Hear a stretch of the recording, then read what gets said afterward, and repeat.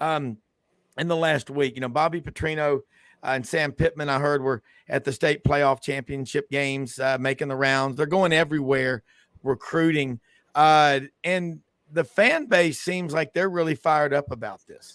Yeah, there's still a small segment, I think, that are upset that Coach Petrino's back. But for the vast majority of people, they're excited because they realize where the program is at right now, how important this next year is going to be.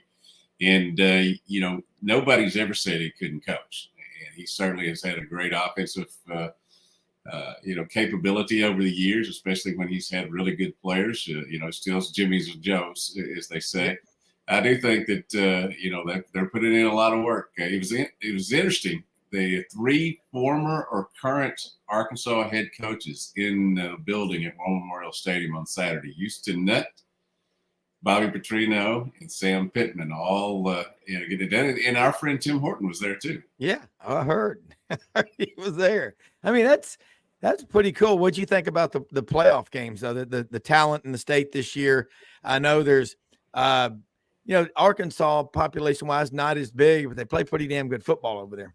Well, every team that went into their state championship game undefeated remained undefeated.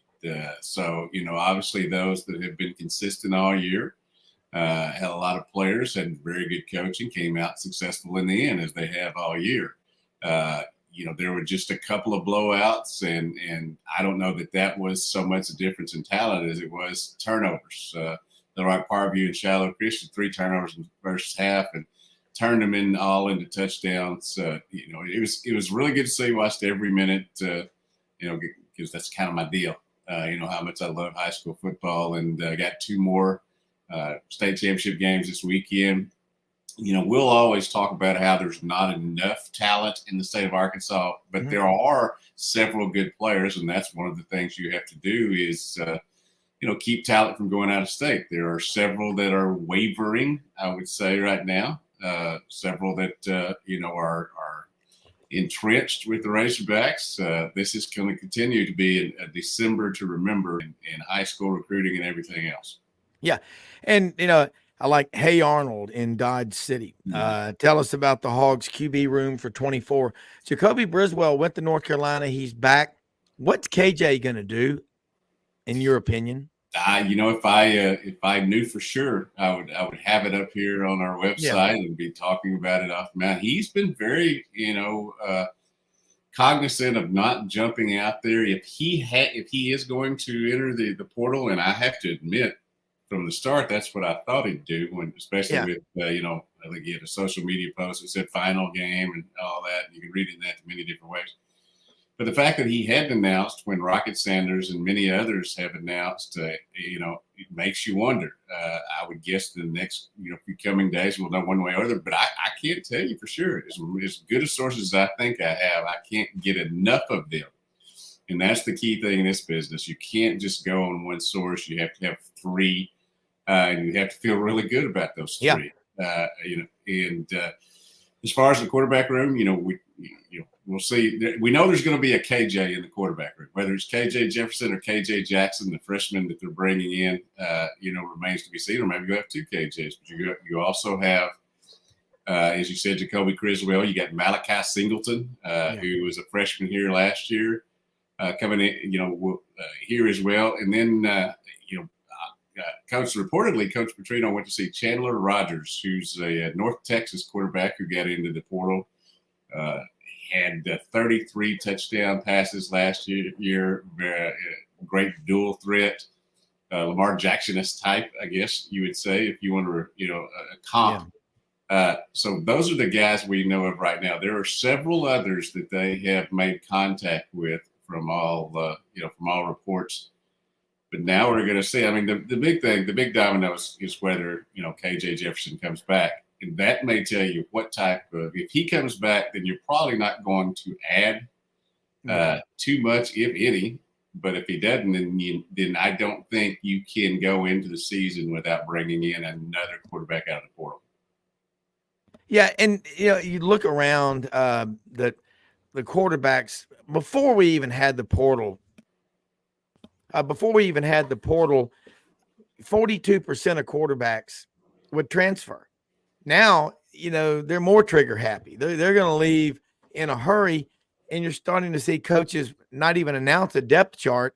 They don't even announce the starter until after the first couple of games if they can get away with that. Yeah, JT Daniels, I think, skewed that a little bit by transferring 18 times, to different places. Really. But you are right, and the amount of people that have gotten in the portal. I read a stat the other day that said that 40% these last couple of years of people who have gotten into the portal either transferred down to Division II or are students now, just not student athletes, just students. Yeah. That is a whopping number, and it tells you that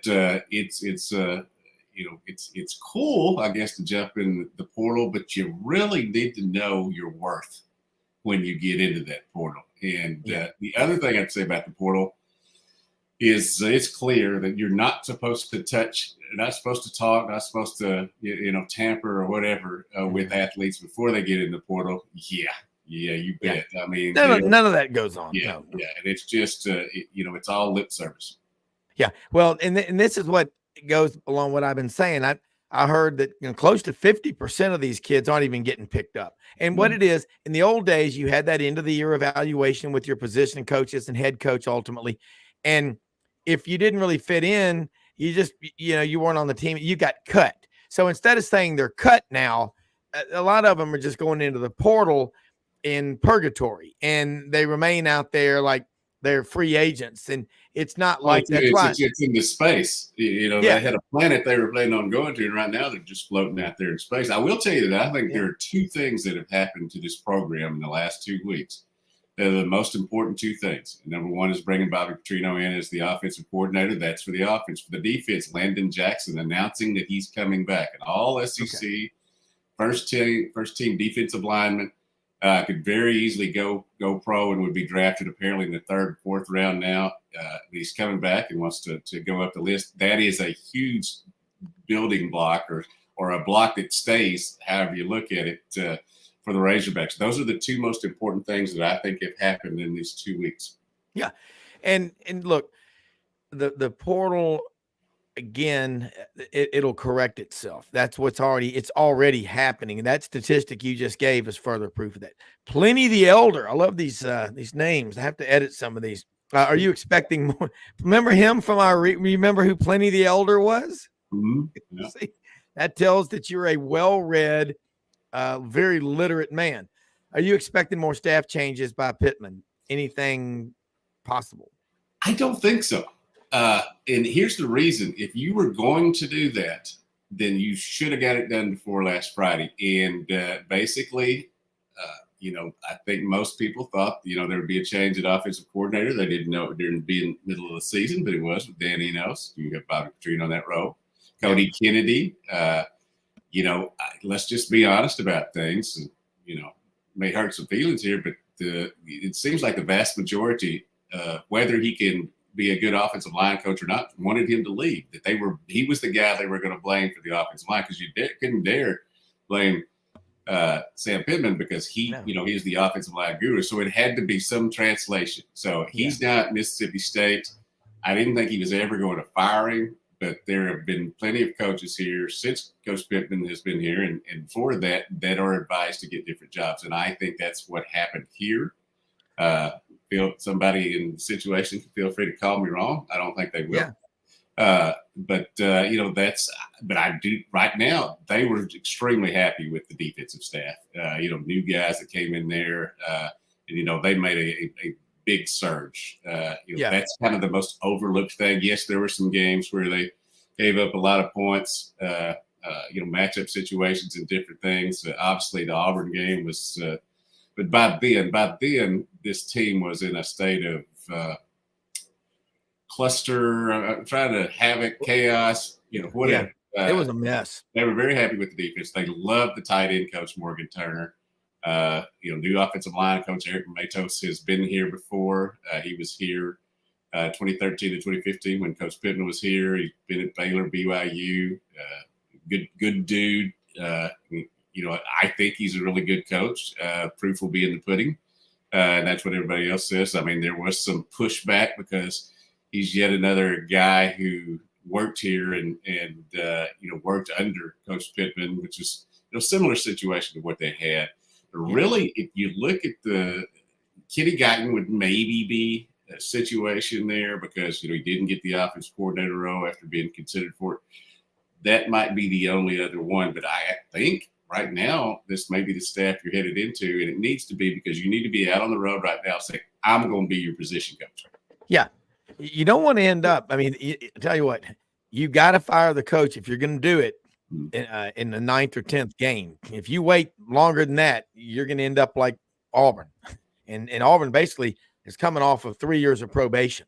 They got out of the recruiting business and all because they didn't announce Harsin the Horrible until Christmas Eve, and so they missed that December signing period. So I think Arkansas was proactive. Look, I'll tell you one thing. I went on and I've gotten a little pushback from it, but I went on the Arkansas pregame show. They asked me to do a spot with Tom Murphy, the Arkansas Democrat guy, before the ball game, and I said it was a dumpster fire right now.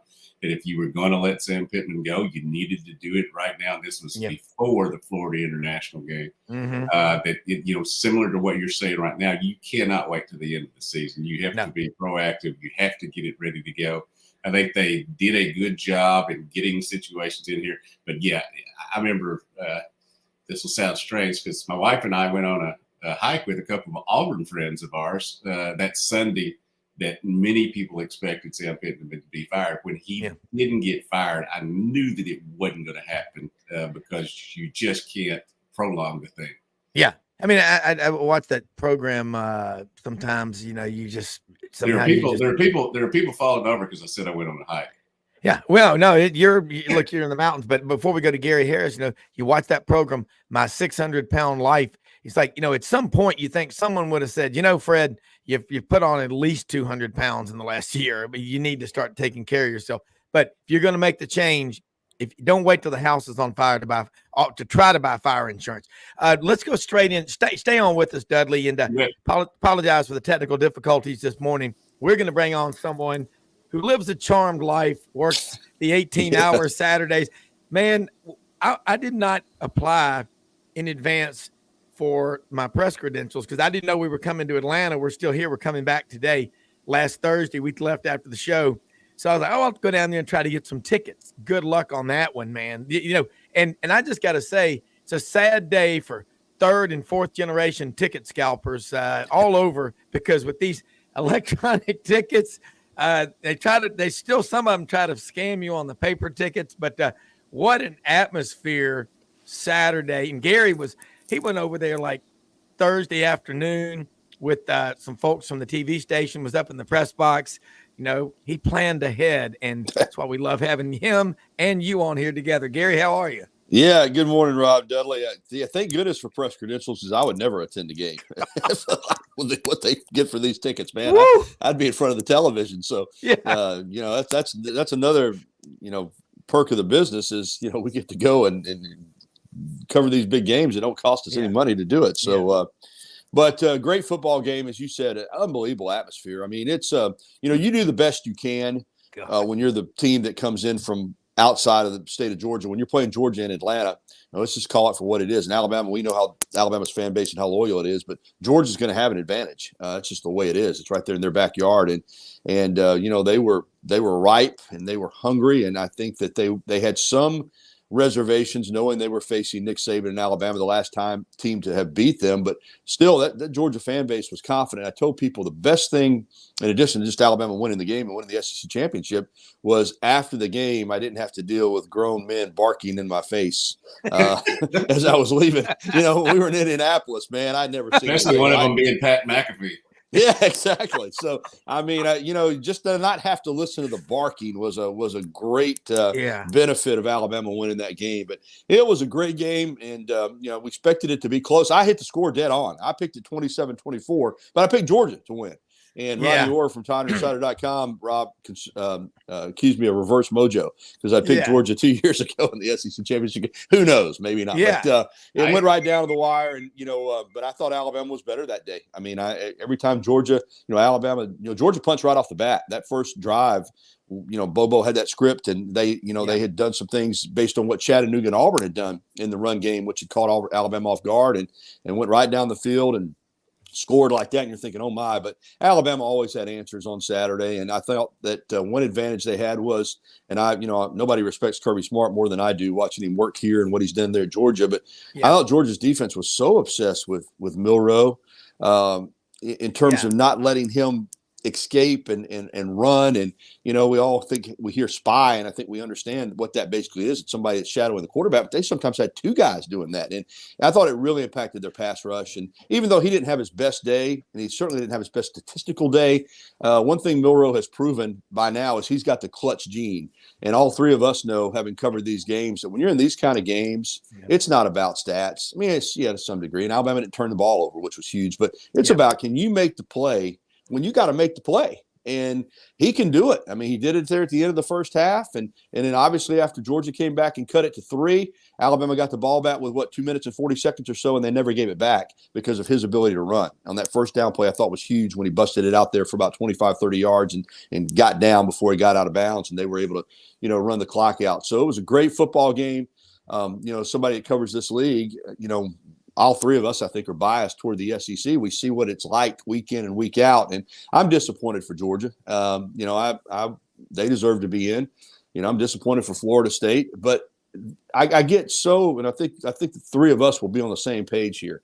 It frustrates me when I hear people now railing on this deal. It's been in place since 2014. We have 5 power conferences. We have 4 spots. It's amazing that it took this long to have a logjam like this, but it was flawed from the get-go. So when you're ranting and raving and, where was the ranting and raving, in 17 when Alabama got in without even playing in the SEC championship game, because we didn't have 4 really great teams. It just so happens this year we've got more teams than we've got spots, but the potential was always there for this. And as bad as it is for Florida State, and it's awful. I mean, you go 13-0 in a Power 5 league, you think you're going to be in the playoff, but it was their conference, specifically their AD, along with 2 other conferences, that kept this playoff from being in place this year.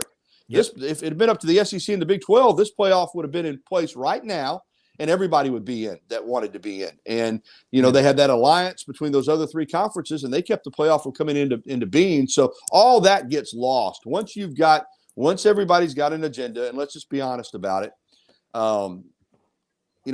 Alabama, because of what they've done under Nick Saban, had this been another team that got in over Florida State, there would have been a lot of disappointment, but not like it is here. And this narrative that Alabama got in over Florida State, well, Alabama got in because they beat Georgia, which had won 29 in a row and was going for a 3rd national championship. They earned their spot. They went 9-0 in the toughest league in America, and they're 12-1 overall. And whether we like it or not, Florida State, the way that team is constructed right now without Jordan Travis, give them credit for winning at Florida, for winning over Louisville. But that's not the same football team. And the thought process of having them in the playoff to face, Michigan or Washington as opposed to Alabama, I think based on the criteria, based on where we're at with 4 teams for this playoff, I thought the committee got it right myself.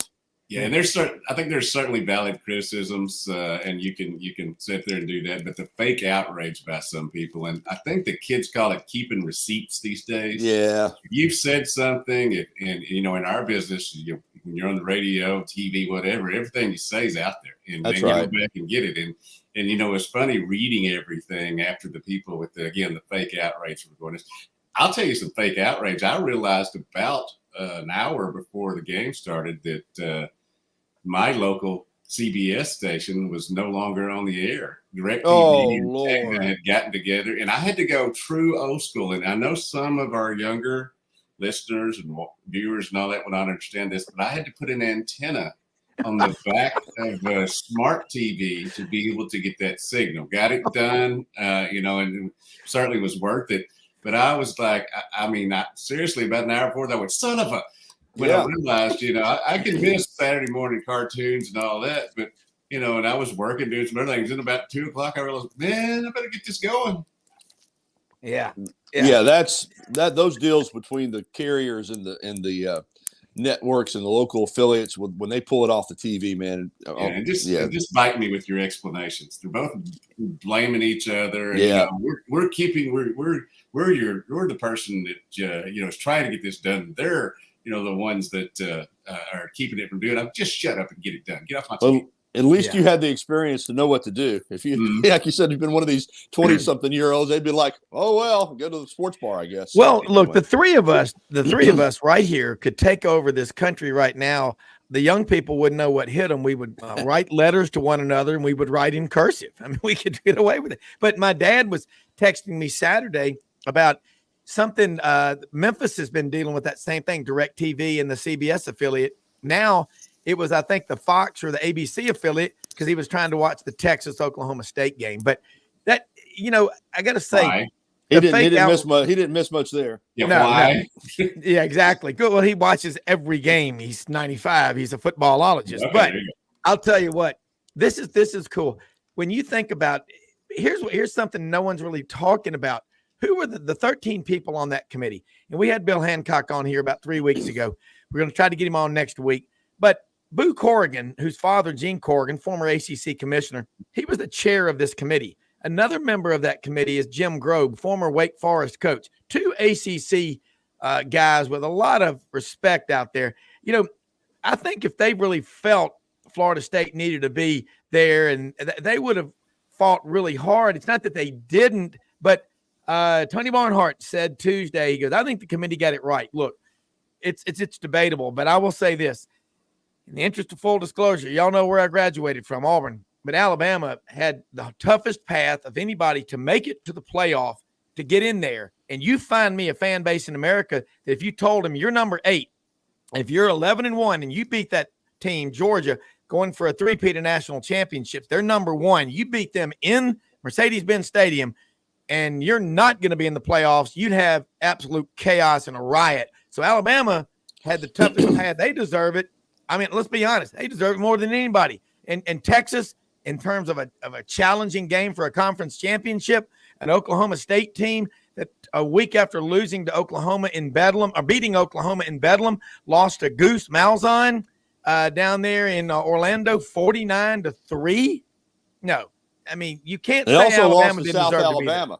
Oklahoma State lost South Alabama. One thing on the committee. I'm with you guys. Listen, committees are by their very nature, they're committees. I mean, it is what it is. It's not on the field, but I don't think that anybody that was on that committee had an agenda other than to try to do what was right. Yeah. Doesn't mean they all, agreed on everything, but I'm not, a conspiracy theorist to the point that I think somebody went in there with a preconceived idea that we're putting this team in because, they haven't been in so many years, and this conference hasn't been in. I do think they're looking for the best available answer, and I think they did it. Listen, I wish there were an 8. I'm still not a 12-team guy. I'm an 8-team guy. I'd love to see an 8-team playoff this year, 8 versus 1, 7 versus 2, 6 versus 3, and 5 versus 4. I think it would be awesome. But as I said, there's only 4 teams, and the way it was set up this year, somebody was getting left out. I mean, I would have loved to have seen, like I said, 8 teams with Florida State and Ohio State and Georgia, and we could run this thing back, but it's set up the way it's set up. And Rob, I told you this a few weeks ago, and I said it on my show, and I got some pushback from people, quite a bit actually, when I said in the world I live in, having covered this league for as long as I have and seen what it's done the last 15 years, it's been the dominant conference in college football, and Alabama's really over 15 years been the dominant team in the dominant conference. I said if Alabama's 12-1, goes 9-0 in the SEC, and beats Georgia, the world I live in does not include them being left out of the playoff. I just believe that, regardless of what had to happen. And, that's the way it played out. I just don't think that committee was going to leave the SEC out unless the SEC was a 2-loss team or something weird like that. Yeah, and all the other conferences and all the fans of the teams of the other conferences can sit there and they can moan and gripe and bitch and do all that. But when you win 6 out of the last 10, when you the dominant conference, and ESPN, they made it happen, or they knew ahead of time. What they knew ahead of time was that the SEC, and the reason the SEC is hated by the other conferences is they're so good. I mean, it's for the same reason people hated Bill Belichick in New England. Right. Success breeds contempt.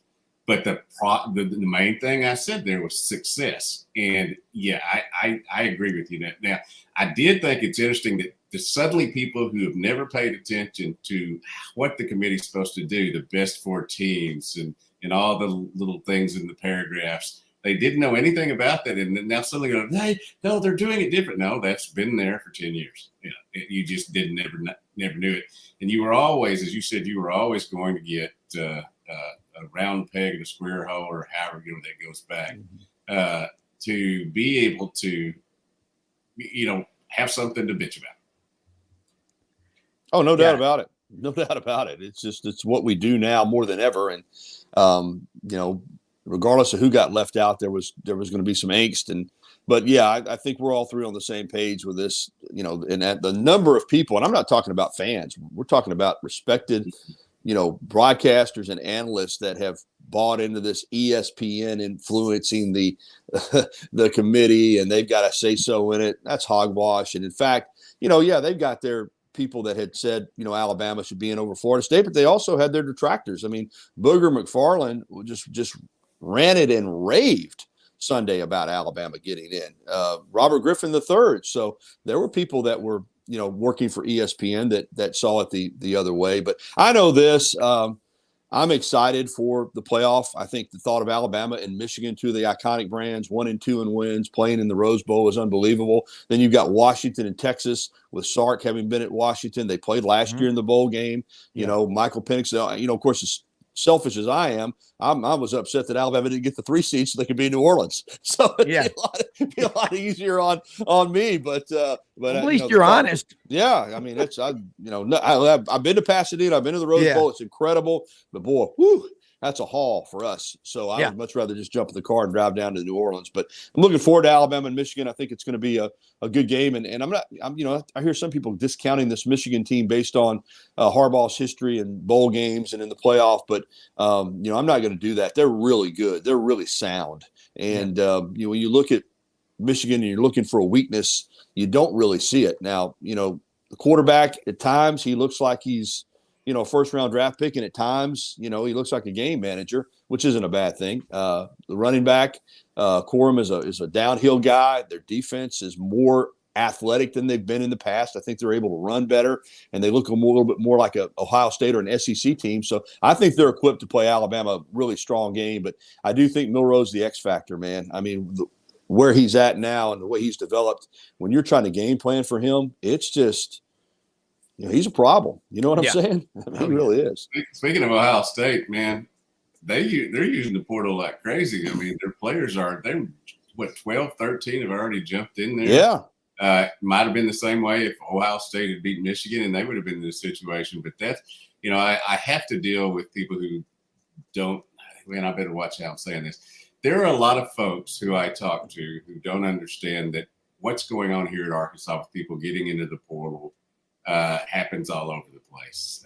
It's because they're focused on, their fandom, and I understand that. Fans are great. Don't get me wrong. I don't want to dig myself a hole here, but at the same time, you've got to have a context of which things are doing. When I've told people that Ohio State has 12, and they're like, no way, huh? Yeah, that's it, because 4 stars don't want to play behind 5 stars. Exactly.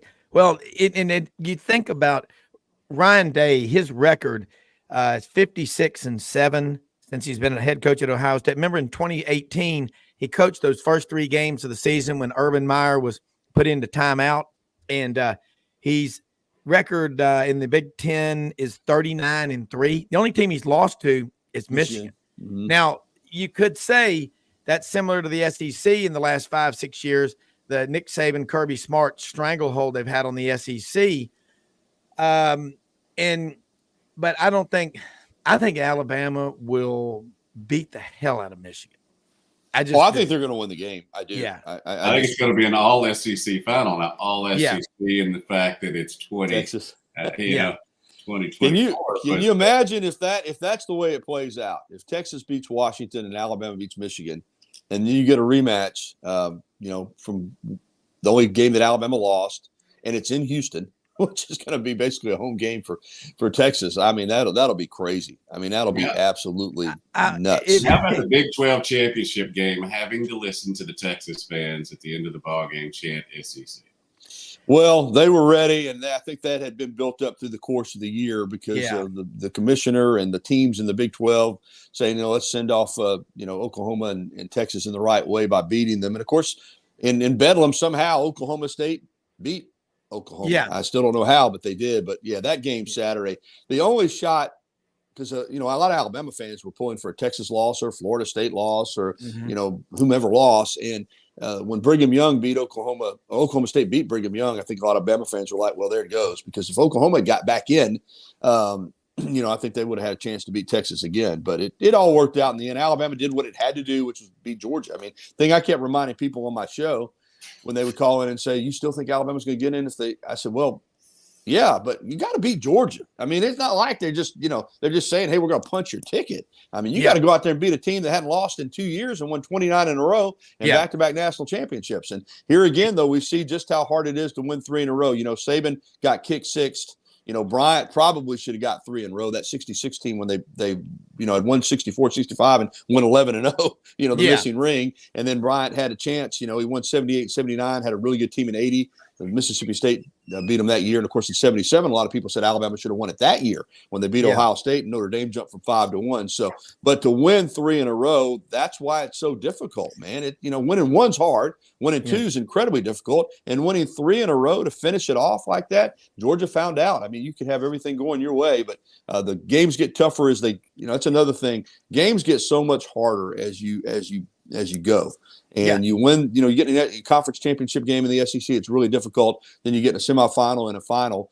Just because you're close, close is one thing, actually doing it's another. And I know a lot of Alabama fans are really happy that Georgia didn't get that 3rd in a row, I tell you. Yeah, going into the game, my son Wilson and I, we picked these games. I had Alabama to win 31-15. It's not that Georgia wasn't good. I said, what's going to happen is all week long, because I see this in the stock market. I look at trends called dead cat bounces.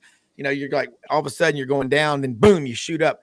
Everybody thought, well, they struggled to beat a 500 Auburn team. That's not the same team. It doesn't work like that, transference like that. So, by the way, Dave in Bellingham, Washington, Dave Cody, Bo Nix was named Pac-12 Player of the Year yesterday over Michael Penix Jr. How crazy is that? But those are the local writers out there that see them. Who is going to be Jaden Daniels. Is Milroe going to go to New York with the Heisman? You don't think he'll go up there? No, he's not going. The finalists are the 3 quarterbacks. Okay, I figured that. And then the wide receiver, Marvin Harrison Jr. Saw Bo Nix last night. He was in Tuscaloosa on the field. Of course, his dad, Patrick. And I need to mention that people, even not just in Alabama, but in the South, understand that Thompson High School was going for a 5th consecutive AHSAA state championship, guys. And the only team that had ever done that was Hazelwood High School. Rob, you remember those teams in the late 80s, early 90s. They won 5 in a row. And Thompson was playing in his 6th straight 7A game and going for its 5th championship. But a lot of people had told me from down in southeast Alabama, said Central Phoenix City is better than Thompson. And having gone to the game last night and had to go back to the station, but I watched, about 2.5 quarters, the right team won. Now, give Thompson credit. They're one of those teams, they hang around. You let them hang around, they'll find a way to beat you. But that Central Phoenix City team is loaded. And so that was a big deal here in the state last night for Central Phoenix City to beat Thompson. Look, I tried. It was Audrey's birthday yesterday. We're still in Atlanta. And I was saying, look, we could stop on the way back to Memphis, leave a day early and go to Tuscaloosa. They've got great food at the stadium. She goes, I don't think so. I didn't win that one, but I got the May brothers were texting me up. Rob, I want to ask Dudley a question while I'm on here because I joined you guys late, and I heard you talking about Pittman, and I just want to get Dudley. I know you've covered this all in your state. Probably, and listen, I'm on the outside looking in. We know how it works. When you're on the inside like you are, you see things differently. And I'm impacted covering Alabama, but I'm impacted by what I hear and read from Arkansas people. But I was stunned, first of all, that they brought Sam Pittman back. I mean, shocked. And number 2, that he agreed to bring Bobby Petrino in. I never would have dreamed after the way that went down. What was it, 2012, 2013, whatever it was, that Bobby Petrino would ever coach again at the University of Arkansas. And having covered this SEC, you should never say never about anything. But I'm sure you had some insight into that. But as an outsider, I was absolutely stunned at the way this played out. And I think Yurichek's on the hook now, isn't he? Yeah. Oh, yeah. A couple of things there. The number one, it took 3 calls on April Fool's Day for me to believe that Bobby Petrino had actually gone into the ditch. And I felt like that him coming back would happen about the same time that the Cardinals won 72 games and finished last in the NL Central. And it both happened in the same year. So, I was on here last week and gotten a little pushback from it, but I don't go back and change my mind. I did not like him when he was here in terms of his personality. Mm-hmm. Certainly he was a great coach, and I've always said that, and I've always respected that. And I'm not going to be disingenuous and go back and say, "Oh yeah, yippee," But I do think he could possibly be Sam Pittman's savior in getting this offense. I mean, there were games where they scored 3 points this year. Yeah. I'd get a stat sheet at at the end of the ball game, and it looked like the halftime stat sheet. So this was a Hail Mary to a certain extent. I think Sam is secure in himself enough that he wants to continue coaching, and this is one way to get it done. But here's what I said last week, and I'll continue to say it. This thing is going to go spectacularly great or spectacularly bad. Nothing in the middle. It's going to be one of those two, and I'm here for it. I love it.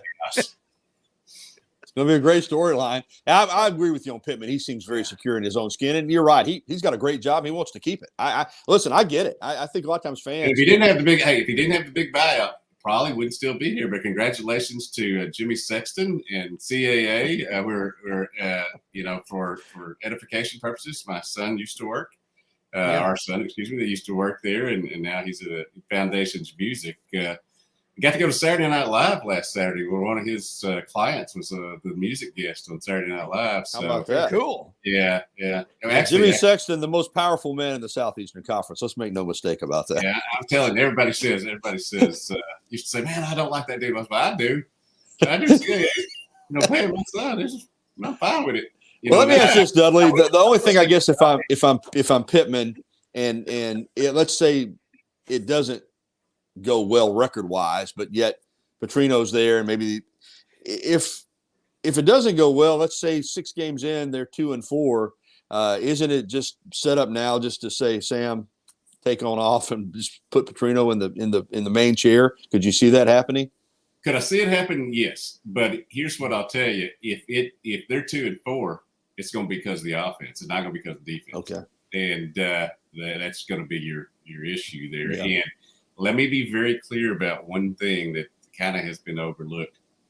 They proved him to be an assistant coach. They had to go through these channels, and Chancellor had to sign off, and a whole bunch of different things. They approved him to be an offensive coordinator. There has not been an approval to be a head coach, and I think that's kind of an underwritten thing. I see it happen, yes, but it is it's too easy to get there when there's a lot else going on. If they're 2-4, especially against the early schedule they've got, if they're 2-4, then they're going to clean house. Everybody's going to. I got you. That makes sense. Yeah. That makes sense.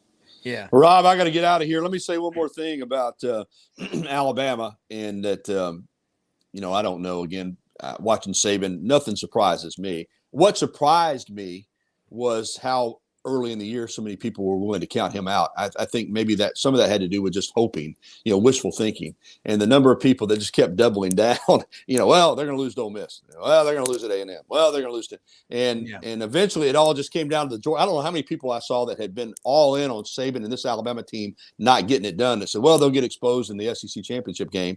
So now, when none of that happened, it's like Dudley mentioned, the only thing left was fake outrage about Alabama getting in the playoffs. Yeah. So, this guy, what he has done in college football in the modern era, I see it on a daily basis. And it's the most amazing thing. You guys covering this conference, to think about how hard it is to have one great year in this league. One great year. Oh yeah.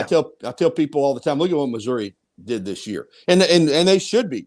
Drinkwitz should be getting all the glory. And I understand 10-2. If you're Missouri, 10-2 around here.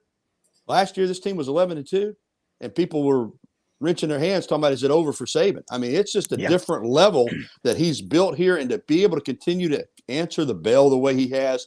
There's no doubt in my mind, as good as Coach Bryant was, as good. And we're talking about great coaches. Frank Broyles was a great coach. There's been a lot of great coaches. I think Saban's the best to ever do it. The way he's managed what changes we've had in college football, and he just continues to answer the bell. I've never seen anything like it, and I don't think we'll ever see anything like it again. I've been saying all year, it's his favorite team he's ever coached. Yeah, here's the thing: I don't bet, because if I was going to throw away money, I'd just throw it on my fire that I have. I see it similar, to the same thing. But if I did bet, I don't care who is playing. I don't care what point in the season. I would never bet against Nick Saban. Never. I think it's smart. Hey, thank you, guys. Hey, take care, Gary. Great stuff as always. We'll take a quick commercial break. Dudley, hang on with us. John Hartwell, AD at ULM. I got to get up. Got to get to work. Okay. I know you got to get going, but look, let me say first off, come back on tomorrow if you can. I know we had some technical issues in the beginning. I didn't even have the organ music up there. Ladies and gentlemen, we're experiencing technical difficulties, but I got to tell you, you get some great bumper music though. I did enjoy listening to that. So. Well, that's the Sidelines band somewhere back in one of those hollers. And next time you're on here, we're going to talk about the difference between the bottoms and the scatters and a holler. And we're going to get all that stuff straightened out, but let people know how they can follow you and keep up with all the great work. And I always love watching you and Gary and different journalists that cover different schools interact, because there's a respect, there's a fraternal bond. And, I do what I do, and, I love it. It never feels like work.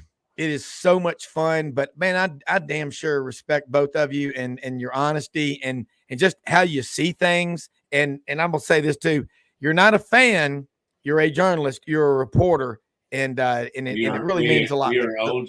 Most of the people that you have on this show, in fact, I don't know anybody that's not, are old media that do things the way that it has been done and supposed to be done for a long time. Yeah. New media has its place, but I'm glad that I'm 60 and at the end of the career instead of being a part of it, to go. But hogville.net is our website. We're covering every sport up here, and most of them have been incredibly successful. The one that's not been successful this year is getting a lot more attention. And in high school, my high school coverage is at fearlessfriday.com. About to jump on that. Big game, big couple games this weekend, and full day. Enjoyed it, and we'll talk to you later. I'll holler at you later today. Thank you so much. We'll take a quick break. Be right back for hour number 2 with Doug Dean, John Hartwell, and Steve Shaw, head of NCAA officials. Be fun.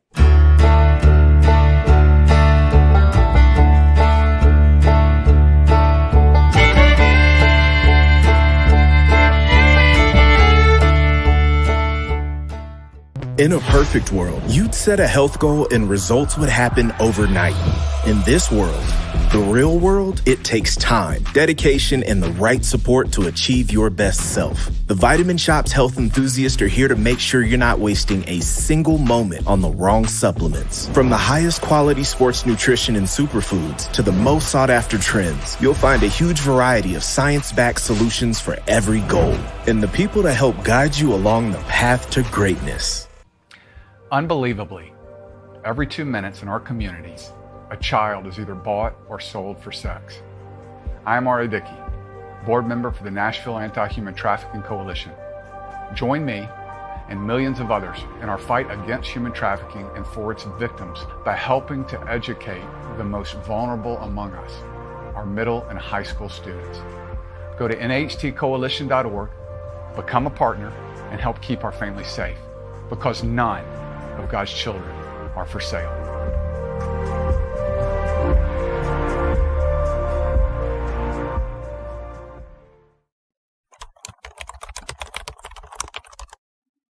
Yeah, curve everything else. Win, win, win, win. These ops ain't lit. Mommy. Win, win, win, win.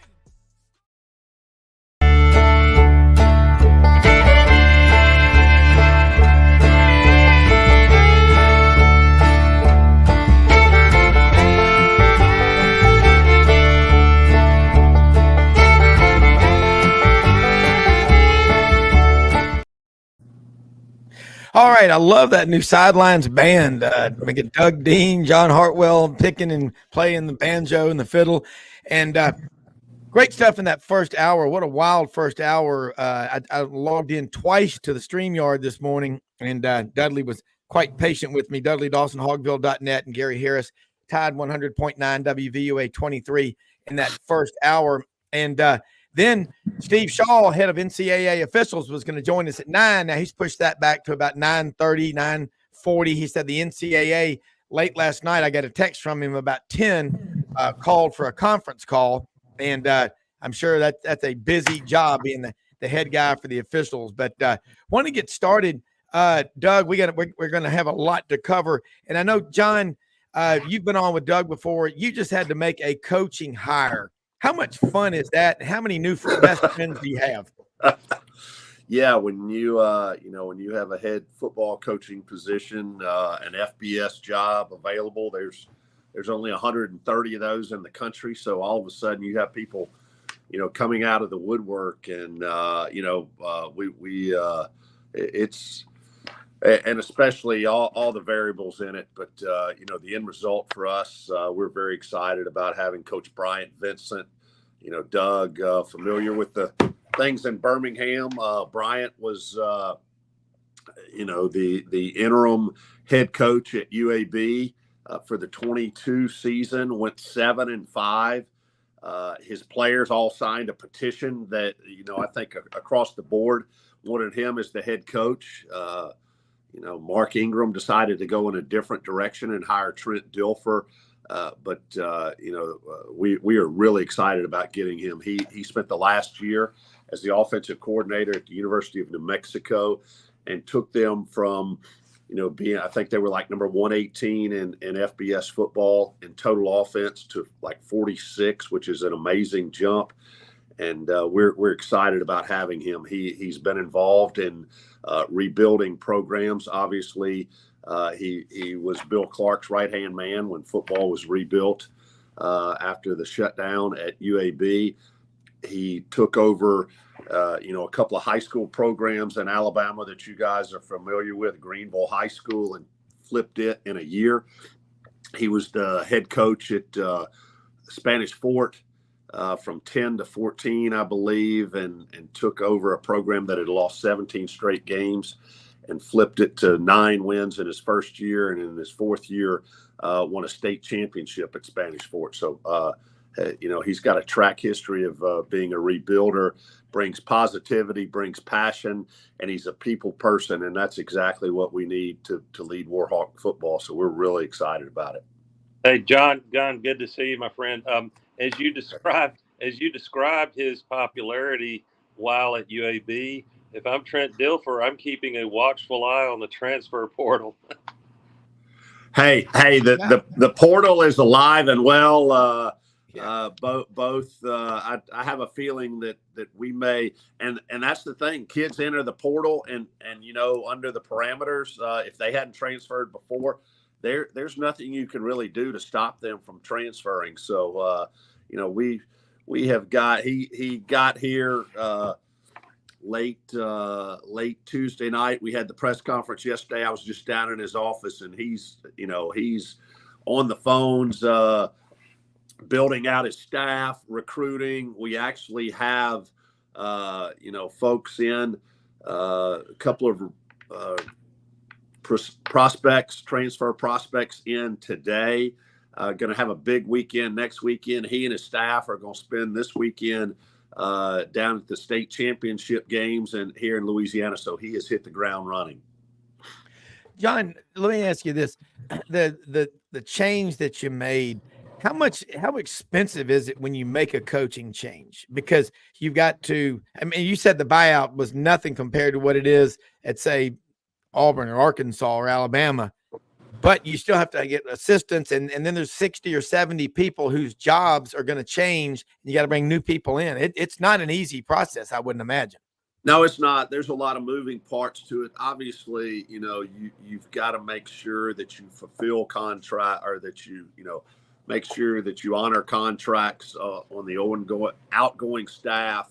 It's common courtesy to pay for them to go to the AFCA, the American Football Coaches Association convention in early January, which is an opportunity for them to get their next job. But then, like you said, you've got staffs moving in, and, whether it's flights in and out for folks interviewing or getting their families here, the moving cost, all of that. So, that can vary anywhere from probably a $200,000 to a $400,000 expense, just transition costs there. Doug, can you imagine having to do a similar thing at a place like Auburn? And Arkansas just had an opportunity. People thought they were going to do it, but you'd have to pay a buyout, all those assistants. That's a $50 million transaction. I mean, I would not want to be having to make that decision, and you better get it right. It was always football. I mean, really all the major sports always been big business, but it's like massively big business now, financially, logistically, the list goes on. Hey, John, you're such a high IQ. You have an agile mind. I'm not sure if you still have an agile body if we were to put you on the kick team in one of these college football games, but you definitely have an agile mind. And my question, I want you to help our listeners and me, frankly, understand what new NCAA Sheriff Baker issued as I guess, a memo to the decision makers about a new approach to NIL using trust funds. And my day job is human resource executive, so I understand some of the legalities of employment versus contract labor and collective bargaining, all that stuff. It feels to me like this is a baby step. They don't want to go as far. There's opposition to student athletes suddenly becoming employees, but we're compensating them. How do you break down this new proposal that has come forward in recent days? Yeah, and it's come out the last couple of days. He has, I applaud Charlie Baker for at least making an effort at it, and I don't think that's where it's going to end. But like you said, there's a proposal out there to in essence put roughly $30,000 a year in what in essence is a trust fund, and at the end of their collegiate career, that money becomes accessible. Can everybody afford to do that? No, but it's a step to try to, like you say, head off employment for student athletes, which there's so many consequences if student athletes become employees, not the least of which is the tax exempt status of not just the athletic department, but the institution as a whole. The other component there is, and you don't hear about this every day in professional athletics, but it absolutely happens. There are yellow cards issued or green cards or whatever, color a pro team uses that guys find in their locker every day. And, you can hire or fire employees any day of the week. So all of a sudden, if you have Johnny at XYZ University and Johnny drops 6 passes one week and you lose to your arch rival, if Johnny's an employee, Johnny could then just say, hey, we're moving on from Johnny. We want Jimmy instead. And that's not the intent of college athletics. I mean, obviously, even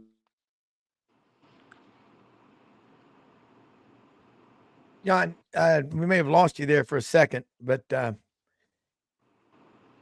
did you hear what he was making a point about?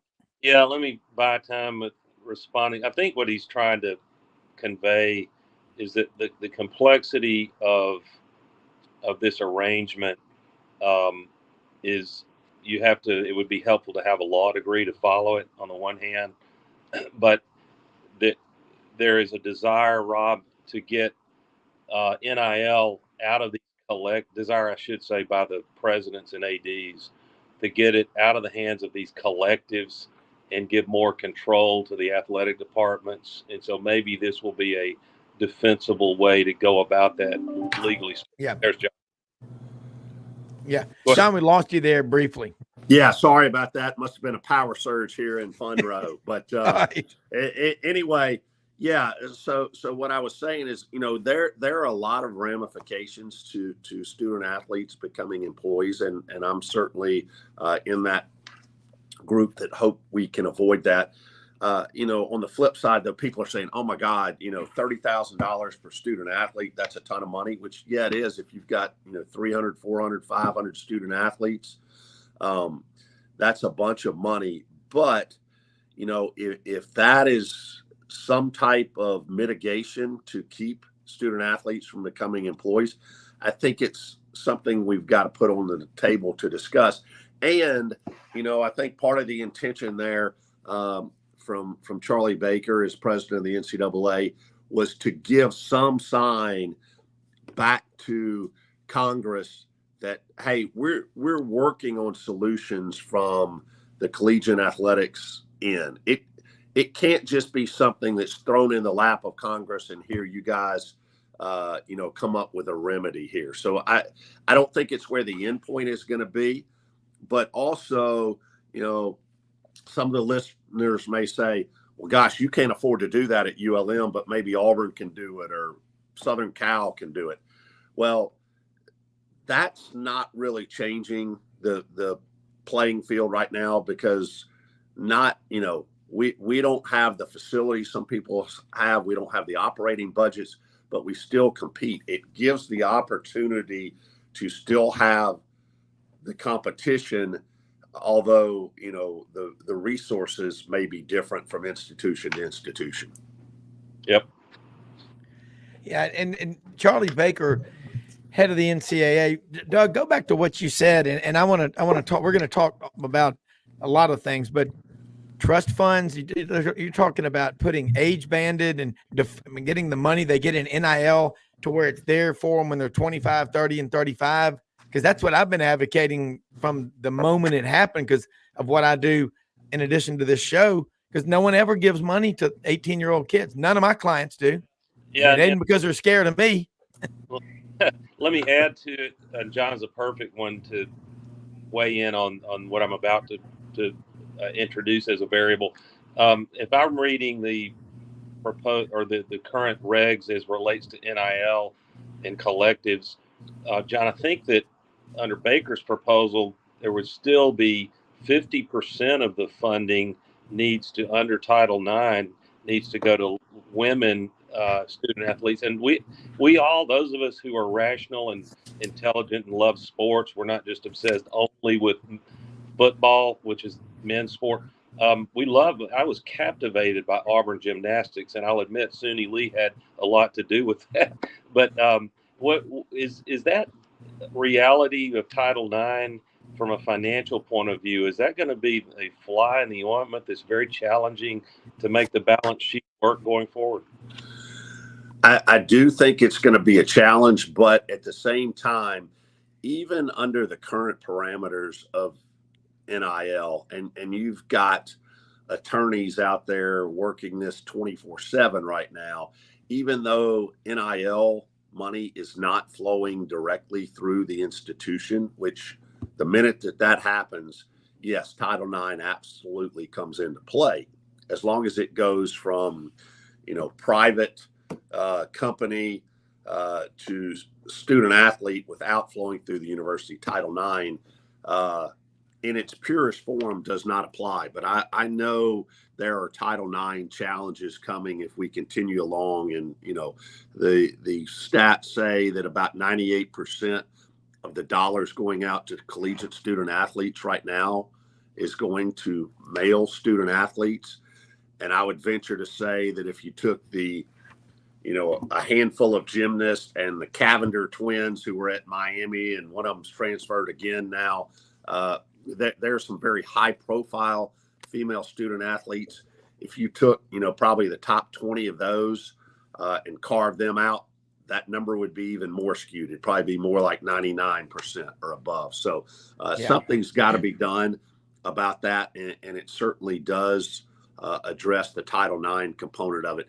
One of the things that a lot of people fear potentially is what the impact of this long range and some variation of this has on Olympic sports. And our institutions, whether at the highest funded level or the lowest funded level, going to be able to maintain men's and women's tennis programs, track and field programs like that, especially track and field. You look at that between men's and women's cross country, men's and women's indoor and outdoor track, you may have, 110, 120. That roster is as large, if not larger, than some football roster. So, hey, how are you going to be able to fund that?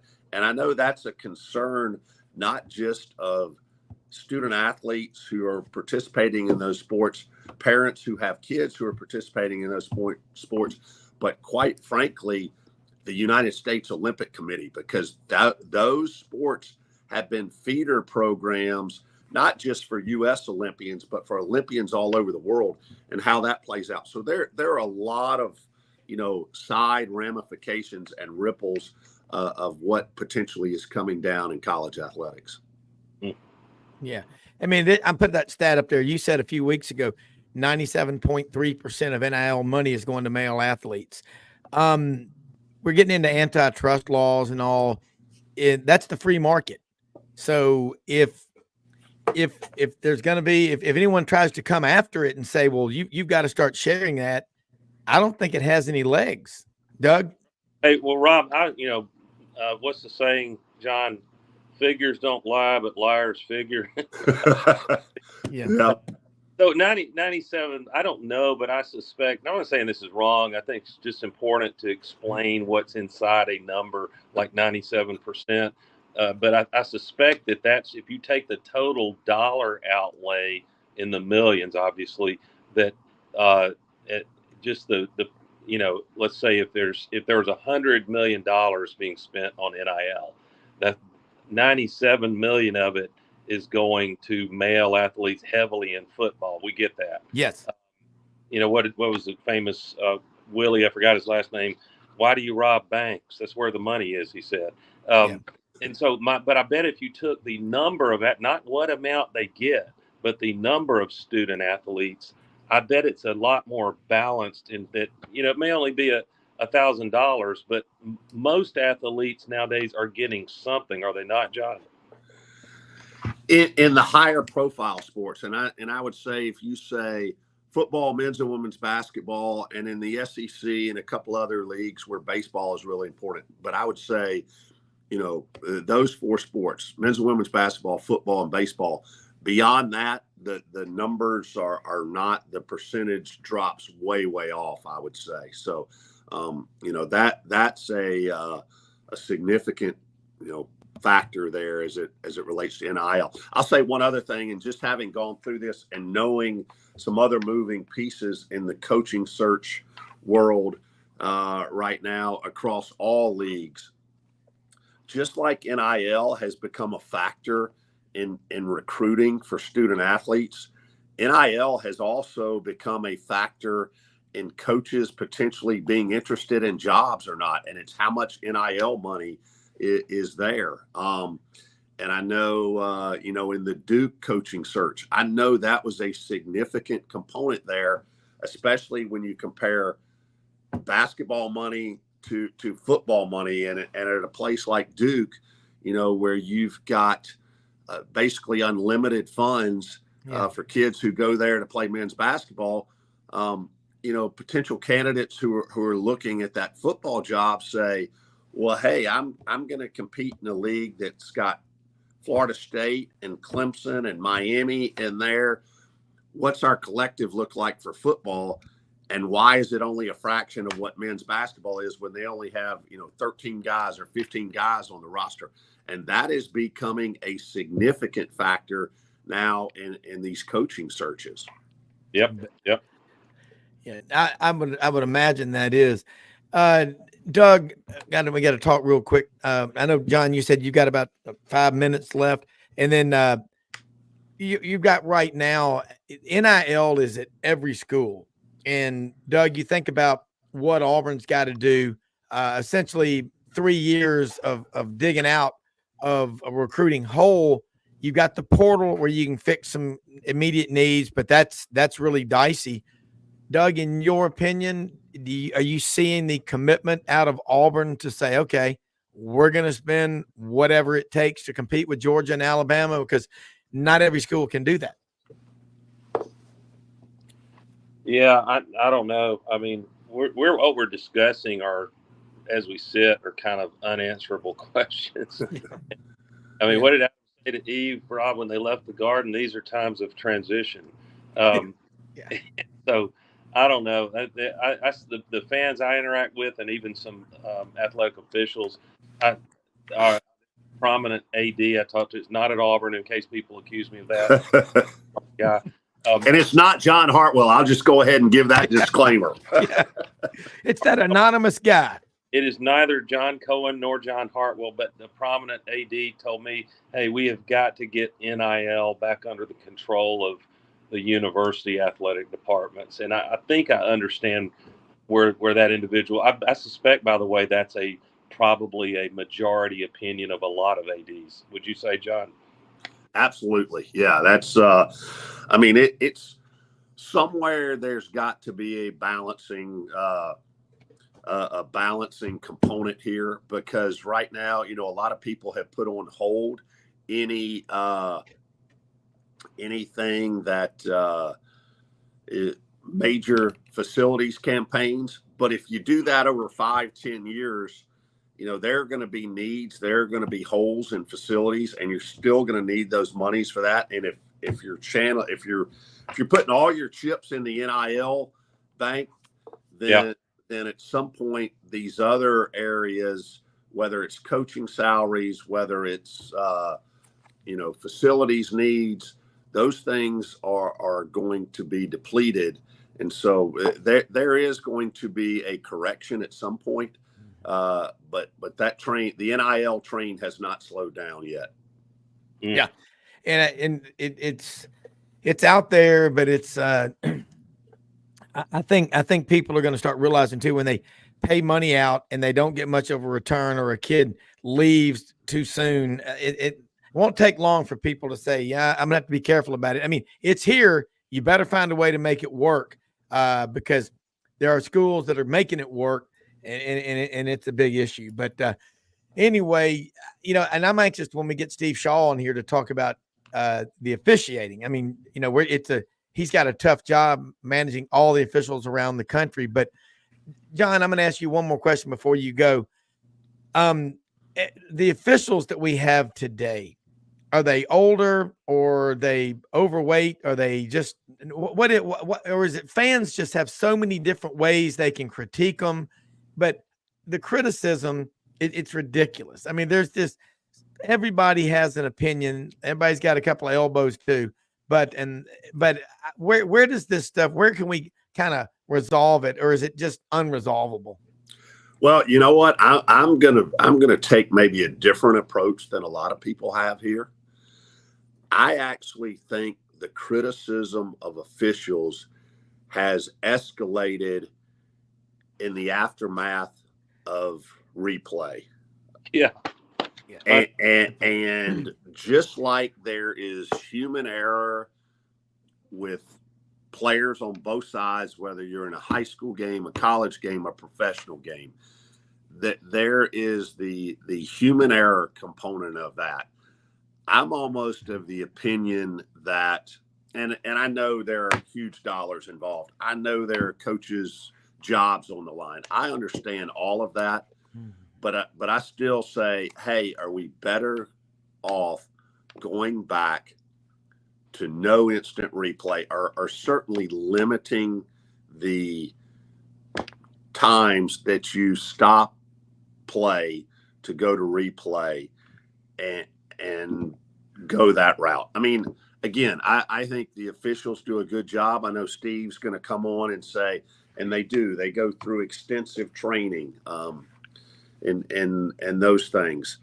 But, and oftentimes the guy that's in the replay booth is a guy who no longer has the physical ability or whatever to pass the, pass the fitness test to be on the field, and he goes in the booth. I just think that we've got to look at that. And again, it doesn't take but one or two high profile potential mistakes, missed calls, and the timing of when they are in the game. But just like a fumble, that's the other thing I would say when coaches or fans complain about, oh, this play cost us the game. No one play costs you any game. No one fumble. There are turnovers throughout games all the time. And you've got to look at the body of work in the entire 60 minutes or longer than that if you go to overtime of you can't say a play cost us the game. Obviously, it can be a huge turn in momentum, and people are going to argue that. But I think if you got down to the root of it, coaches are going to tell you, although in the heat of the moment, they may say, hey, that play cost us the game. One play doesn't cost you the game. One call doesn't cost you the game. Yeah. John, the great Coach Bear Bryant and the game's different now, but he liked to tell his team when it looked like they might have lost a game on a questionable call, you shouldn't have let it come down at one play. Yeah. He was coaching them up to go out and dominate games and make the referees irrelevant, right? Yeah. Yep. I mean, that's what you're really supposed to do. It's a 60-minute game. Don't let it come down to that ending, on there stuff. John, like I said, I know you said you got about 30 minutes. So before we take the break, let people know how they can follow you and keep up with you. We'll have you back on the regular schedule next week. We had to do a lot of scrambling around here, but always make it work. But have you and Matt on again a week from today for the AD angle. Always love the insight. This is really cool stuff today, because Doug's background and you better take notes, because I think you heard in the last 30 minutes a lot of stuff that's going to happen. Hey, well, I'm just honored to share the screen with two such high IQ and esteemed men as Doug Dean and Rob Browne. But hey, guys, I appreciate it. Yeah, you can follow anything and everything Warhawk Athletics, ULMWarhawks.com. John_Hartwell on Twitter. A lot of things have been focused on football for us here the last few days.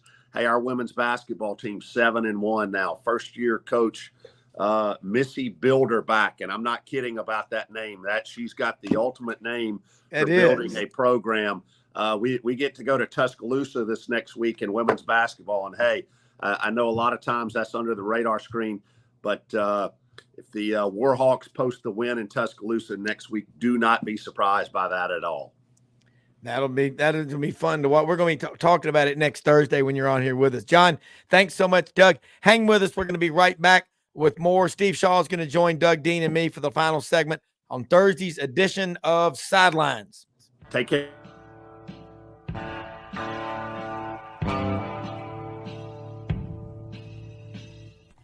Red River Ford and Toyota, located in Wynne, Arkansas.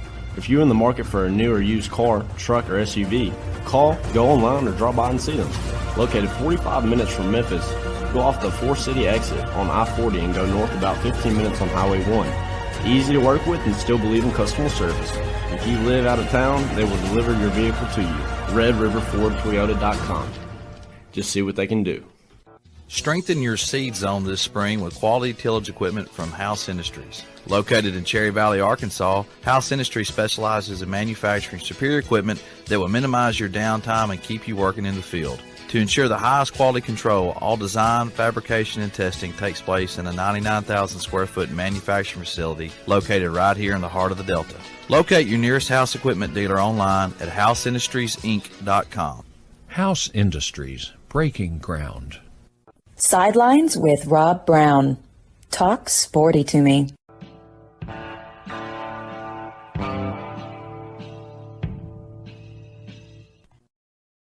All right, Rob Browne back with Doug Dean, AU Birmingham. Real quick, want to say it is Christmas season. Merry Christmas, everybody. Get out to Hewlett and Dunn Boot and Clothing Company on the historic square in Collierville, Tennessee. They've got over 7,000 pairs of men's and women's boots, great looking women's clothes, dresses, tops, pants, good looking boots, tons of purses, luggage, STS. They're the second largest Filson dealer in the Southeast. And they've got Pendleton and Schaefer.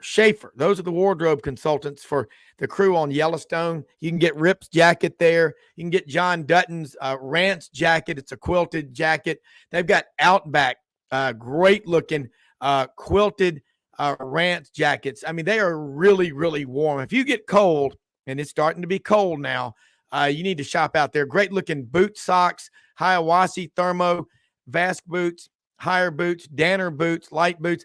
I bought a pair of these Danner low-cut hiking boots. You can run in them, okay? They're that good of a shoe, okay? Ariat, Wrangler, Devil Dog jeans, Old South shirts, button-downs. They've got bottom line, more duck heads than you've ever seen in your life, short of being over at the Cherry Farm during duck season at the parking pit. Look, they've got everything that you need. They're open Monday through Saturday, 10 a.m. to 6 p.m. through the end of Christmas, through the end of the year. They will be open Sundays, 1 to 5 p.m. HewlettandDunn.com on the historic square in Collierville, Tennessee. Doug, that's great banter, exchange back and forth with John. Normally have him on Thursdays with Matt Dean. Matt was on yesterday. It's been a wild week schedule-wise. We're still over here in Atlanta. Going to head back to Memphis. I wasn't able to pull off the, side trip to Tuscaloosa to Bryant-Denny last night for the championship. But what a game. Phoenix City Central, the Red Devils, beat Thompson High School in Alabaster, going for their 5th or 6th straight state championship. Phoenix City Central wins 21-19, and Auburn commitment Cam Coleman was a big part of that success. Yeah, and timing matters, doesn't it, Rob? Timing, whether it's pistons firing or when you pull that shotgun up for that mallard flying in there at just the right time. Yes, sir. And the 7A player of the year after last night, MVP in that game. I think they could have also given it to Central's running back, who had a heck of a game. I saw bits and pieces of the game, but how timely and exciting if you're an Auburn fan or Auburn follower, coach, whatever, that you get to flip Cam Coleman. I think it was last Friday. He had told Hugh Freeze on Wednesday. And Auburn is just, it's a cold, hard world, Aggie fans. And when you make a decision that's best for your program to change coaching staffs, and I think they made a good decision, I look for good things from Elko, then you're going to have some collateral damage. And the Auburn family is, at this moment, pretty happy about the collateral damage that led to Cam Coleman's flip. Rob, they're sitting on a wide receiver class. I would say even if they don't find a way to land heralded Ryan Williams out of Saraland, which would be a Fab Five group, if it's these 4 receivers, goodness gracious, if that's not the best wide receiver class, at least in the SEC, maybe the nation, then it would be knocking on the door of that anyway. Well, you're right. And they're big, tall guys. Go back 20 years ago, Doug, you'd be talking about a running back class like this, wouldn't you? Oh, gosh, yeah. And, and the other thing, Jason Caldwell has brilliantly pointed this out, is for whatever reason, not trying hard enough, the lack of NIL that levels the recruiting playing field for programs like Auburn that are ultra conservative, in my opinion, about working the dark gray areas, and you know what I'm talking about. But for whatever set of reasons, it's been a long time that Auburn has landed an elite receiver, and this is about to be 2, potentially 3 5-star wide receivers in a single class. And what makes that so important for Hugh Freeze is there's all kinds of confidence in the running back room, even if they don't sign one this year. Looks like Jarquez Hunter will be returning for another year. I think that's smart on his part. He's not going to get the hype that Tank Bigsby did in the draft a year ago. I'm not so sure Jarquez won't have as good or better NFL career. We have to wait and see. But so the missing link for Hugh Freeze, based on this season's work, is to give his quarterback some receivers who can get separation and high point and catch the ball with catch radius, which all these guys have. So now they'll need some time to grow and develop. You can't ask true freshmen to come in and look like veterans, but the future's bright with this Hugh Freeze offense.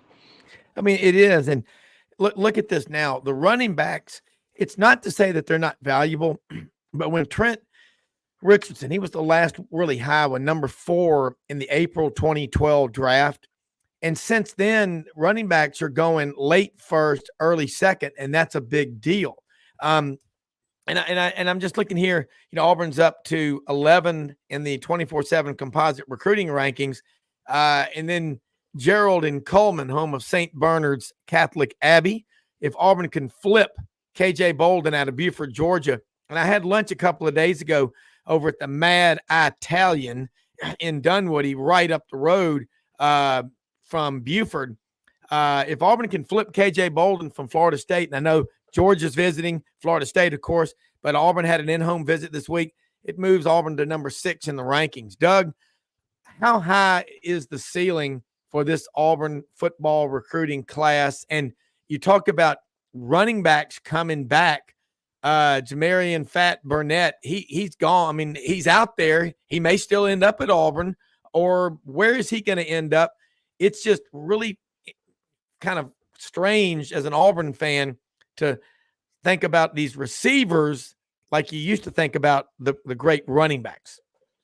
Yeah, well, I've said, and Jason, your viewers should listen to Jason Caldwell about Auburn recruiting rankings, not me. I don't claim to be a recruit, Nick, but I can't look away, Rob. Hugh Freeze and this staff are recruiting so hard. They work so hard. Freeze himself had to explain a couple of weeks this year when we had rough performances on a Saturday that it would sort of leak out that he was spending a great deal of his time recruiting. And, you know, a lot of us average fans said, well, can't you chew gum and walk at the same time? And I think what he meant was more than any head coach in the SEC right now, and not just signing day week, but all season long. Hugh Freeze was personally contacting, texting, calling within the rules the target players, and that does eat up time that you would otherwise spend putting a wrinkle or two in with a game plan. I have said before it was cool to say it a few weeks ago, I think Auburn is headed toward a top 5 class finish. And when I say that, I don't mean wait till February. If Auburn flips Ryan Williams, I think he will be required to sign in February because he would have to reclassify after the December period. But even without Ryan Williams, when December 20, I think is the date, that early signing, that's going to be set 80+% of the signees. I think at that point, Auburn will be sitting inside the top 5. And if you look at the 6-6 year he had, that's unbelievable. Imagine if Freeze starts contending for the SEC. We won't have West and East anymore, but contending for, you know, to play in the SEC title game and or the playoff. Then all of a sudden you've got proof of concept and a hardworking staff. And I'm sorry to be pimping Auburn this hard, but I think even a rival observer would have to say, no, Georgia and Alabama still own recruiting. They're going to be 1 and 2 up there most likely, but you got to keep an eye on Lee County, Alabama in the out years. Yeah, you do. And you look at L.J. McCray, defensive lineman on the Florida commit group. Auburn's still going after him. They're not. Hugh Freeze and this staff are not going to stop. And Auburn NIL on to victory, ever to conquer these collectives. They are really getting after it. I've told you, you know, what I think about NIL. I just think the money ought to be put there so that the kids have it years from now, as opposed to getting all this up front. And I think there got to be contracts with language in there that says if you quit on your team before the bowl game and say you're not going to play, you owe 50 or 75% of that money back. Because as an employee, Doug, you and I both know this. You're an employee. You don't just pick and choose. Now, if you're physically unable, if you're sick, if you're having surgery, obviously, but you follow through. And that's we're supposed to teach the lessons of life in sports. And that's the problem. But, you know, you look at NIL and you look at what's going on at programs. It's not supposed to be a recruiting tool, recruiting inducement. It's supposed to be once you get there and you prove yourself, you can cash in. And so essentially, Doug, we've always had NIL. And Steve Shaw's going to check in with us now. And I got to tell you, first of all, Steve Shaw, thank you so much. I know you are busier than a one-legged man in a kick fight being the head of NCAA officials all over the country. You live in Birmingham. And last night, I know you sent a message to me, and I was like, man, just if we can have 15, 20 minutes. John Hartwell, the AD at ULM, was just on with us and had to go. He just hired him a new coach, but How you doing? And let's go. And whatever you want to say, we're all ears. Well, Rob, thank you for having me on. It's great to be with you. It has been, this whole season, there's so much around college football today. You talk about all those things.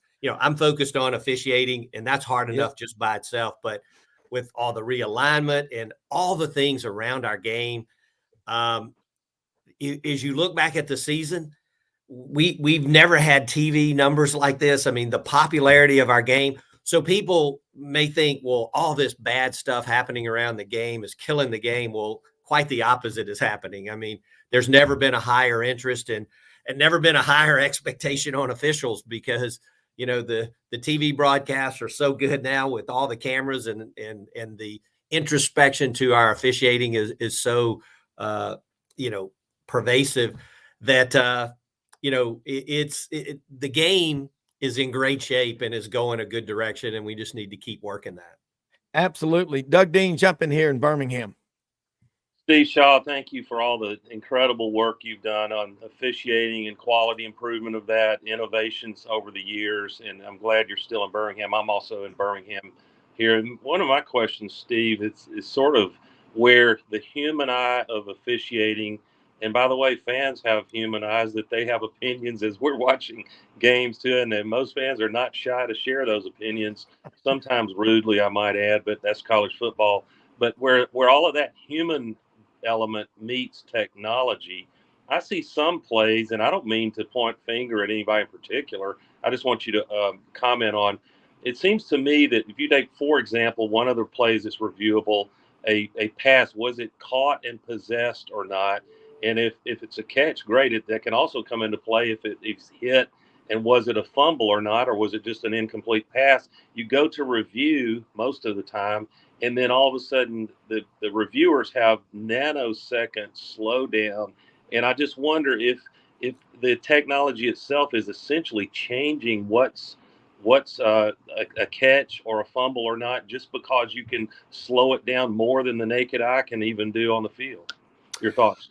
It's a great point. And, a couple of things I would say to that. Number one, you mentioned catch, no catch. And typically there's a timing element in a catch, no catch.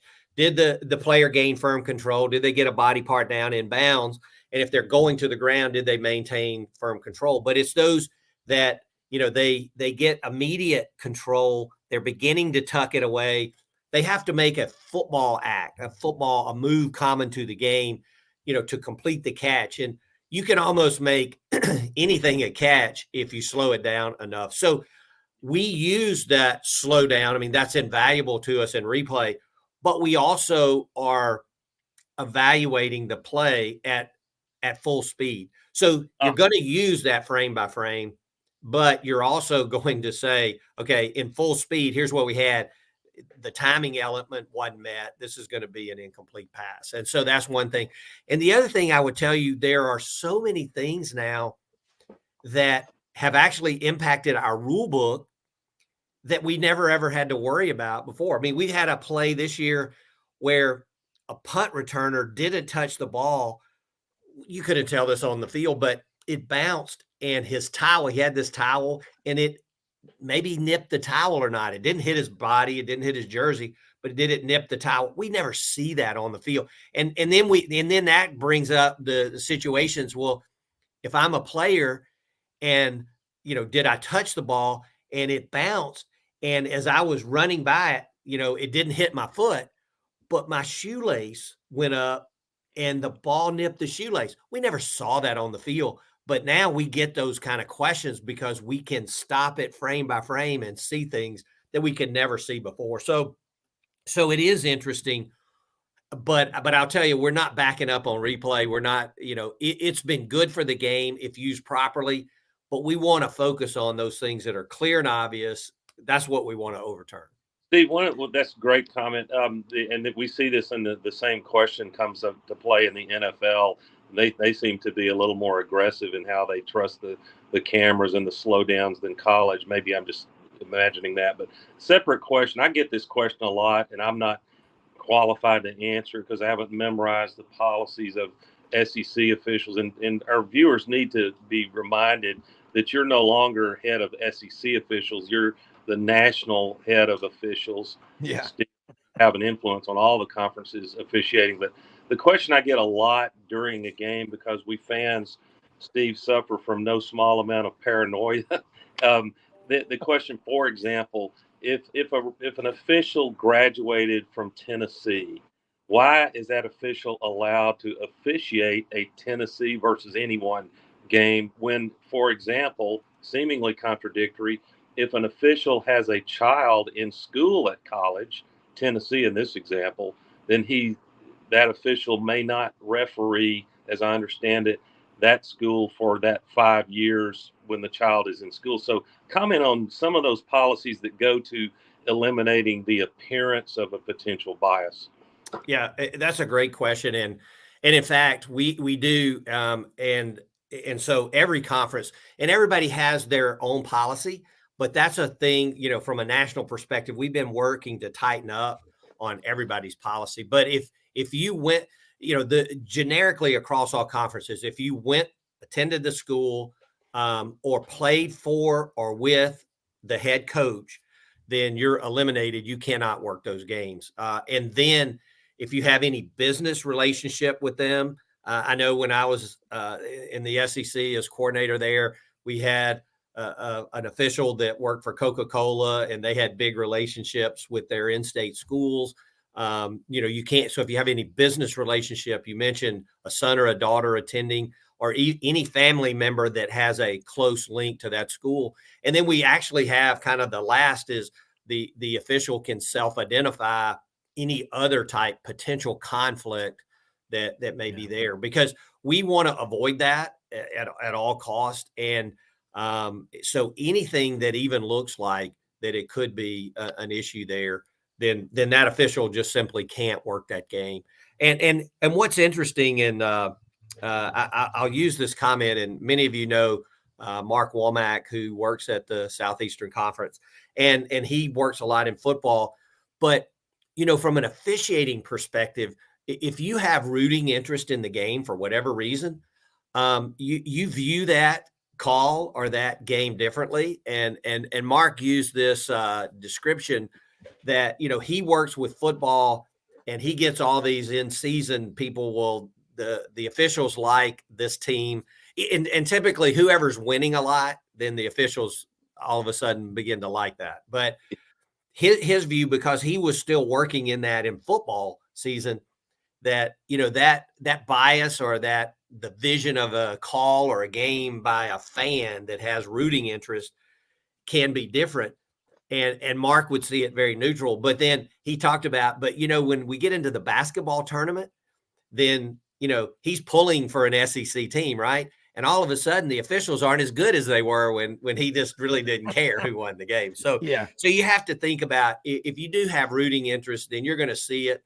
The officials, and this is hard to explain to a person, and people would never believe this. You would have to be an official. But if you're a collegiate official, that means this wasn't your first year to start officiating. You've been in it.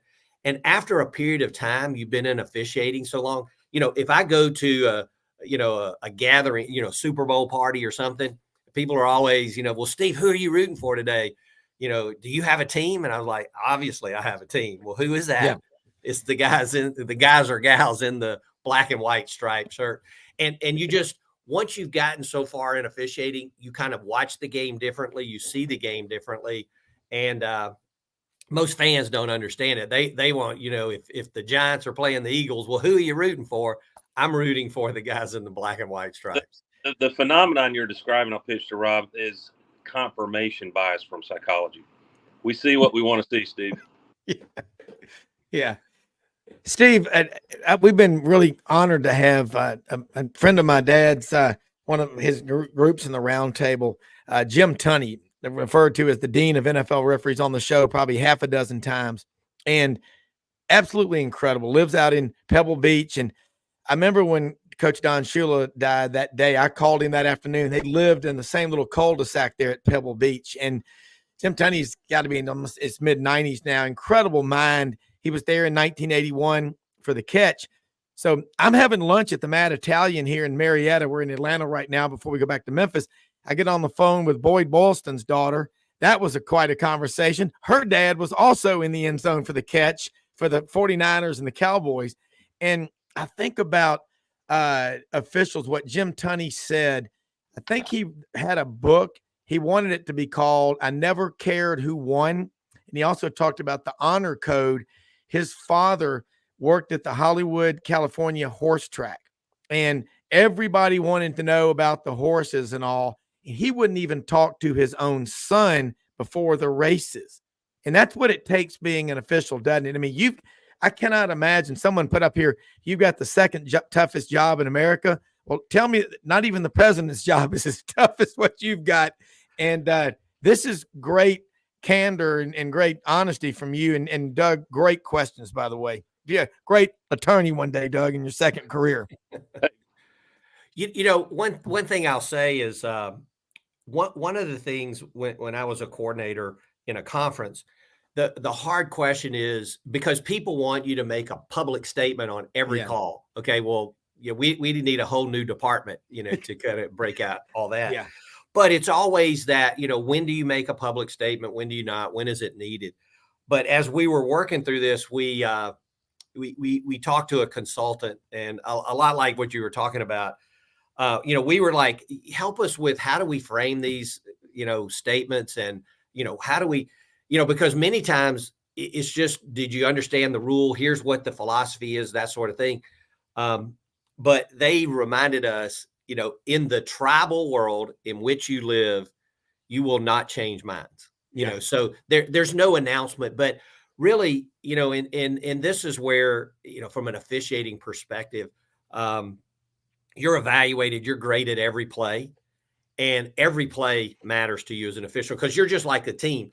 You know, you want to do well enough to qualify for a bowl game, right? And then if you qualify for a bowl game, you want the best bowl, just like the teams.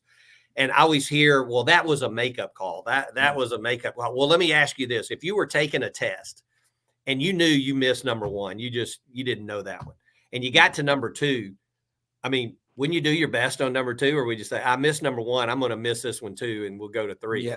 So, you know, this concept of makeup calls, when we hear it, you know, I always kick back on it and say, look, if you're being evaluated on every call, you're going to do your best on that call, regardless of what happened on question one. Gotcha. Hey, Steve, I hope, if you haven't, I would refer you to a fascinating article leading up to the Iron Bowl game this year. AL.com, Craig Stevenson wrote, interviewing 5 or 6 of the officials from the iconic Kick 6 2013 Iron Bowl. And I'm going to ask you to comment from an officiating standpoint on what had to be a really challenging moment for it. It was Steve Patrick and Blake Parks, very good officials, as I've watched their body of work over the years. They're going back for the play. Of course, Ryan Smith was in there on the field goal, a 57-yard attempt. They call a timeout, and Auburn's staff realizes they have an opportunity that it's returnable. They send Chris Davis out there for what's really a punt return call for that coverage team. And the Steve Patrick and Blake Parks talk about, in the end zone, we're talking, and we're worried about illegal batting. That's, frankly, Steve, a call you know about. I had no clue about that in the end zone, because you just never see that. And that was their focus, and they sort of lost focus on the fact that kick was returnable if it came up short. But can you imagine, I'd love for you to comment on the officiating side of this, if Chris Davis thought that he could legally influence a ball that's sailing for the upright, and they have to call, that would have been a safety call on Auburn that ends the game. Your thoughts on all that was going into that, Steve? Well, it's interesting, and people sometimes forget, you know, they always watch the Kick 6, but they never watch the play before that. And CBS was our TV partner, so I was in our SEC video center at the time, and you know, you're sweating bullets, you know, at any game, but you know, that one in particular, and we actually stopped the previous play. The clock ran out, but we put 1 second back on the clock, so replay, you know, set the whole thing up. But you know what happened on the play? So the only thing from an officiating standpoint, let me address though your question, because people may have said, what in the world are you talking about? By rule, you can't bat the ball in the end zone. So what they were talking about is if this player came back there and we knew, the crossbar is exactly 10 feet. Okay. So pretty incredible athletes. Now, 10 feet is the same thing. If you can dunk a ball, you can get over the upright, right? Yeah. So you could go up and catch the ball, say it was barely going to make it over, and this would be a long kick and you're looking at it. If it was going to barely make it over, you could actually go up and catch the ball, pull it down, and it would not be good. Okay. But if you went up and batted it, like a volleyball player batted it while it's in the end zone, then that's a foul. So that was good. But one of the things, there was a great officiating learning point in that. And that is, and what we now incorporate routinely in officiating, we have our O to O, the officials to officials. Anytime we have a potential return person back, we use the O to O. The deep officials will alert the wing officials, hey, I've got a possibility of a return here. And you say, well, why is that important? Well, one of the things that we do as routine, the wing officials, because on a field goal, there's a big scrum up there. Typically, and especially if you see anything brewing, you pinch in quickly to kind of, make sure we don't have any issues. Well, in this situation, our line judge pinched in because he saw some action that he wanted to get in there. And then all of a sudden it was an uh-oh moment, because now he sees this guy from the end zone coming right up his sideline. And in fact, that was the thing that replay, was so diligent on. We knew that the line judge wasn't in proper position to rule on the sideline, and we had to clear that player did not step out of bounds. Now, fortunately, they were able to use a couple different angles, and they mapped every step, and it was clearly in bounds, so it was a good play. But that's a learning point from that game, from an officiating. When you have a player back, alert your wings so they're not so ready to pinch in to take care of action, because if you get a return up your sideline, you better be there on the boundary.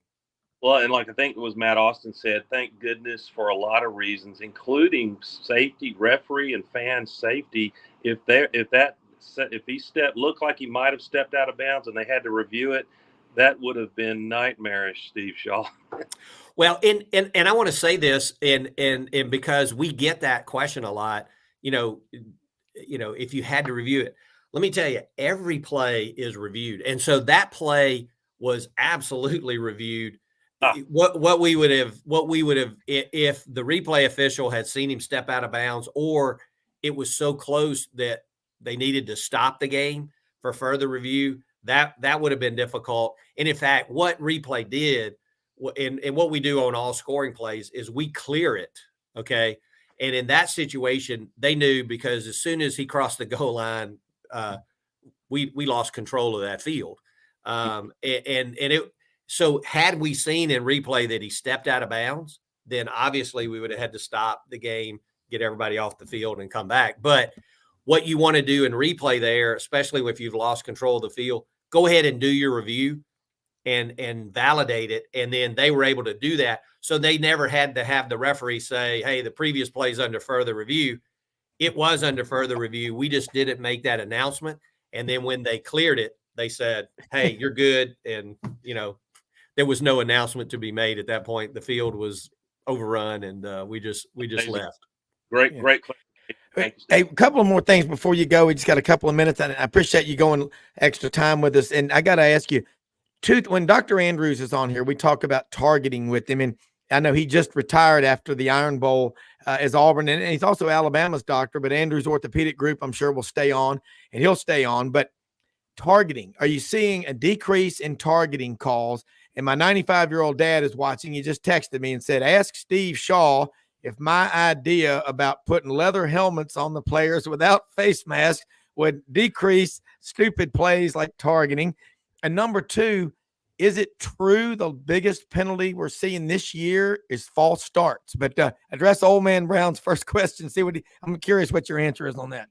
Well, so our targeting rule is our most controversial rule, not because of what we're trying to do. I mean, everybody agrees we need to get those type plays out of the game, right?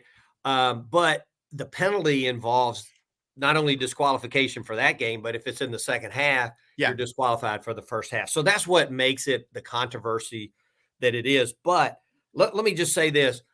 If we look at, and now we have data at least through the end of the season and now including our championship games, we've had a decreasing number of targetings over the last 4 years. This year, it was almost flat with the previous year, but just slightly down. But they are coming down, and that's a compliment to our coaches, to our players. Yeah. You see it. They're changing their behavior. But if you ever worry that those idiots with the targeting rule, they don't know what they're doing. This rule makes no sense. The Pac-12, and, we're all kind of sad there won't be a Pac-12 going forward, or it won't be in the form that we've always known it. Sure. But they did a 3-year study. And to me, this, to the rules committee, absolutely validated what we're doing with the targeting rule. They looked at 3 years of data, okay? And they looked at when targeting was called, okay, the incidence of concussion on that play was 39 times. Now, make sure you don't hear me say percent. Yeah. 39 times more likely to have a concussion on a play where targeting is called than on a regular scrimmage down. Furthermore, if we have a targeting call made and it gets confirmed by replay, it's right at 50%. It's like 49 point something not percent. I almost said it. 49 point whatever times more likely to have a concussion on that play than a regular scrimmage down. So that validates, okay, this targeting rule is focused at the right type play that we want to get out of the game. And we're going to absolutely continue to work that. We'll always look at, we'll tweak it. In 2019, we made the tweak to say replay must confirm all aspects. We don't have stands in targeting because we don't want to disqualify a player on a stance. And everybody knows stands means it's tight, it's gray, I can't tell for sure. Yeah. Confirm means all aspects are confirmed. It was targeting. Okay. And that's the only time we disqualify a player. So I would tell you that the targeting rule is working. We're continuing to trend down. And I know we had 0.16 targeting fouls per game this year. Fans think we have at least one a game, right? We do not. It's getting better. It's the right play to get out of the game, and we will continue to work there. And to hit your other one, you're absolutely correct. People always say, well, my team gets penalized more than the other team. That's not fair. But if you look at the numbers, if a team, and this is not all the way, not every team, but a lot of teams that are highly penalized get a lot of false starts or defense offside. Yeah. False start is our number one penalized. And usually there's not a lot of judgment in false start. It either is or isn't. And so, when I always get questions from coaches, I always look at that and say, well, yeah, you may have been the most penalized coach, but if you didn't have any false starts this year, you would have been really good. So, but it is the most penalized thing that we have. Yeah. Listen, I know we really appreciate you coming on with us today. We got to get you back on again more often because we get more questions about these rules than I do from text and from viewers, listeners everywhere. But you did a great job of putting it in the vernacular. And that's the best thing about this is to hear that targeting calls are going down. Because I think I've been on the field a few times as a reporter and what have you. I knew Joe Pipkin was a good friend of our family, refereed for 33 years, Southern Independent games. I will never forget being on the field at the Auburn, Florida State game in 1987. And he acted like he didn't know me because he knew I was a student at Auburn and I was working for CBS. But I respected that. Having my grandfather was a judge, I always respected that. You have to be willing to literally fire your own children to maintain objectivity and professionalism. But hell of an honor to have you, man. And I'm glad that you are where you are and you got to stay in Birmingham and not have to move. Nothing against Indianapolis, but I know you love your hometown. It's always fun traveling to Indianapolis, but I would not I like where I live. So yeah, I don't blame you that. one bit. Hey, thank you so much, Steve Shaw, and everybody on the show. Listeners, most often we see the face of Christ, and the least among us will have the greatest country in the history of the world, and the best guest will be back tomorrow. Take care, everybody. We're out of here.